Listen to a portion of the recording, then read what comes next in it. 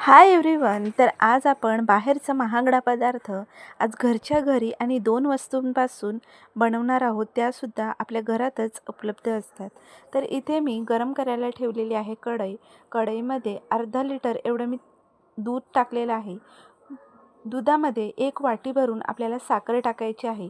छान अशी मेल्ट करून घ्यायची दुधामध्ये आणि मिक्स करत राहायचं आहे.